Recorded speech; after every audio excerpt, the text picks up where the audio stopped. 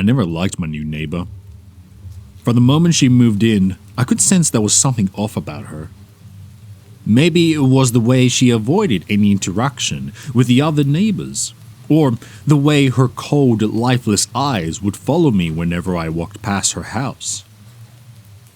Whatever it was, it sent shivers down my spine.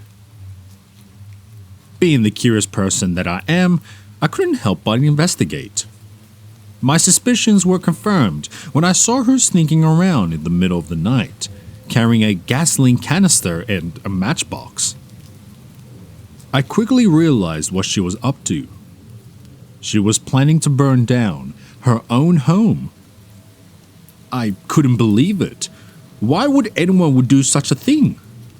And why was she so secretive about it? I knew I had to do something to stop her. The next day, I went to the police and told them everything. They promised to look into it, but I wasn't sure they took me seriously. After all, I had no proof. I decided to keep an eye on my neighbor and gather evidence myself. Days turned into weeks, and I still didn't have any solid evidence. But then, one night, my dog started barking like crazy. I went to the window and saw my neighbor in the backyard, holding a large burlap sack. I quickly realized that she had snuck into my house in an attempt to frame me for her crimes. I called the police right away, and they arrived just in time to catch her red-handed. She was dragged away in handcuffs, screaming and struggling. But even as she was taken away, her eyes never left mine, filled with a deep hatred. The police searched her house and found a room with padded walls. Inside, they discovered disturbing evidence: newspaper clippings of house fires and missing persons, as well as a detailed plan of her twisted scheme to burn down her own home and frame me for it. It was clear that she had been planning for this for a long time. As the investigation continued, more disturbing details emerged.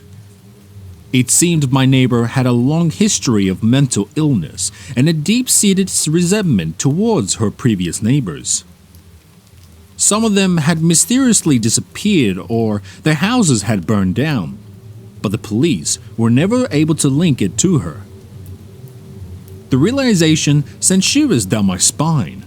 I couldn't believe that I was living next door to someone capable of such heinous acts. But what scared me the most, the thought that if I hadn't caught her in the act, I could have been her next target. My neighborhood breathed a collective sigh of relief when she was sentenced to life in a mental institution. But for me, the nightmare wasn't over. Every time I walked past her house, I couldn't shake off the feeling of being watched. I started having nightmares of her breaking into my house and lighting it on fire. I even started seeing her face in the shadows, looking around my property. No matter how much I tried to convince myself that it was all in my head, I couldn't shake off the fear. It was as if her malevolent presence had become a part of my life. One day, I woke up to find my house filled with the smell of gasoline. My heart raced as I frantically searched every room, but there was no sign of anyone being inside. I started to panic and called the police, but they found no trace of an intruder. As days went by, more strange incidents kept happening in my house. Things would go missing, and I would find them in odd places. Doors would open and close on their own. I started to believe that my neighbor's vengeful spirit was haunting me, seeking revenge for ruining her plans. I couldn't take it anymore. I decided to sell my house and move away from that cursed neighborhood. But as I was packing my things, I heard a knock on my door. My heart skipped a beat when I saw her standing on my porch. My neighbor, who was supposed to be locked up in a mental institution. She had an eerie smile on her face, as she handed me a piece of paper. It was a restraining order against me, claiming that I had been stalking and harassing her. I was shocked and confused. How could she manipulate the legal system to turn the tables on me? I tried to fight back, but no one believed me. In their eyes, I was just a disturbed person who was obsessed with my neighbor. I was forced to leave my house and move into a small apartment in a different city. But even as I tried to start a new life, I couldn't shake off the feeling that my neighbor was still watching me, no matter where I went. I felt like as though her dark presence was following me. And then, one night, I woke up to finding my apartment filled with smoke. I stumbled out of my bedroom. I saw her standing in my living room, holding a lit match in her hand.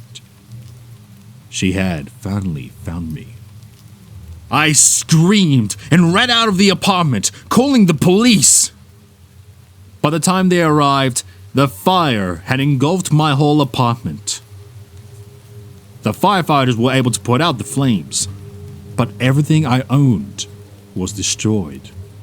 As I stood in the rubble of my life, I knew that I couldn't run for her anymore. She had followed me whenever I went, and now she had finally succeeded in destroying my life. Some say that she died in the fire along with her twisted revenge. But for me, she will always be alive in my nightmares, a constant reminder that true evil can lurk in the most unexpected places, even behind the doors of a seemingly normal neighbor.